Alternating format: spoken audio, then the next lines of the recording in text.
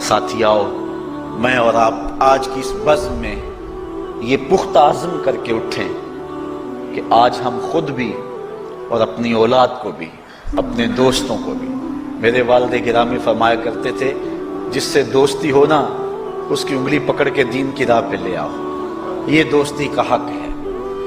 اس کے لیے آپ بہت کچھ کرتے ہیں لیکن اگر اس کو دین نہیں دیا تو کچھ بھی نہیں دیا۔ کوشش کرو میرا دوست ہو اور جہنم میں جائے۔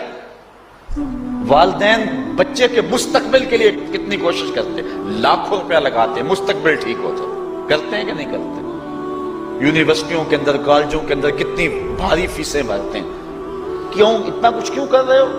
میں نے دیکھا بوڑھا باپ اپنی کمر پہ بوریاں لاد کے مزدوری کرتا ہے، مائیں اپنا زیور بیچ رہی ہیں کہ اولاد پڑ جائے۔ میاں اتنا کچھ کیوں کر رہے ہو؟ جی مستقبل ٹھیک ہو جائے۔ یہ مستقبل کتنا ہے؟ 20-25 سال کا، اور جو اصل مستقبل ہے اس کی فکر ہی نہیں کسی کو۔ اصل مستقبل تو وہ ہے، اللہ اکبر، بیرون ملک جائے بیٹا تو ماں کہتی ہے بس دعا کرو کہ میرا بیٹا خیریت سے پہنچ جائے۔ بیٹی کی شادی کرتی ہے تو ماں کہتی ہے دعا کرو کہ اپنے گھر میں اس کو چین مل جائے۔ کسی کا انٹرویو ہوتا ہے، لوگ کہتے ہیں جناب دعا کرو کہ اس انٹرویو میں وہ کامیابی سے گزر جائے۔ میں کہتا ہوں جب قبر میں اترتا ہے پھر کسی نے آ کر کبھی نہیں کہا کہ دعا کرو مشکل گھڑی آ گئی ہے خیریت سے گزر جائے۔ اصل امتحان تو یہ ہے، اگر اس امتحان سے گزر گیا تو کامیابی اور بامرادی۔ یہ تھوڑا سا مستقبل دنیا کا، اس کے لیے ہم کتنے پیسے لگا دیتے ہیں۔ سب کچھ اولاد کو آتا ہے، ہر شے فر فر پڑھتے اور بولتے ہیں، دعائے قنوت بھی نہیں آتی ہوتی۔ تو ہم اپنی اولاد کے لیے دین کا تحفہ اس کو کبھی نہ چھوڑیں۔ اللہ اکبر، کوشش کریں، محنت کریں۔ حضور نبی رحمت صلی اللہ علیہ وآلہ وسلم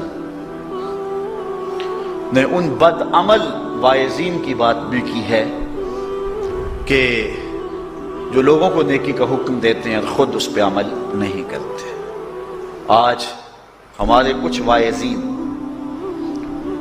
لوگوں کو تو واضح و تلقین اور نصیحت کرتے ہیں اور خود نماز میں سخت سستی کا ارتکاب کرتے ہیں، اور جس سے قوم کے اندر نماز میں سستی عملاً پیدا ہو جاتی ہے۔ کوئی عرس کی تقریب ہو، کوئی محفل نعت ہو، کوئی جلسہ ہو، کوئی شادی کی تقریب ہو، نماز کے وقت کا پورا خیال رکھا کریں اور اس بات کا لحاظ رکھا کریں۔ بلکہ ہمارے ہاں ایک عجیب سا فیشن ہے اور عجیب سی بات ہے، میں بڑا حیران ہوا کرتا ہوں کہ عشاء کے بعد جب جلسے ہوتے ہیں نا ہمارے مساجد کے اندر، تو مغرب سے اعلان شروع ہو جاتا ہے آج رات فلاں صاحب خطاب فرمائیں گے، اور پھر جب نماز عشاء ہوتی ہے تو ہمارا نقیب محفل کھولتا ہے لاؤڈ سپیکر اور وہ اعلان کرتا ہے حضرات جماعت ہو چکی ہے، اب مسجد میں آ جائیں۔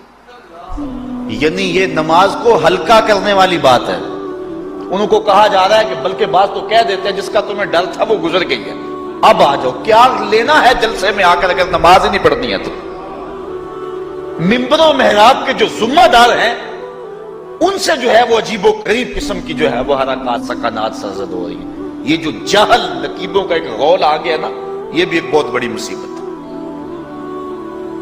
ایک تو بے تحاشا القاب، دوسرا دین کی روح سے ناشنائی۔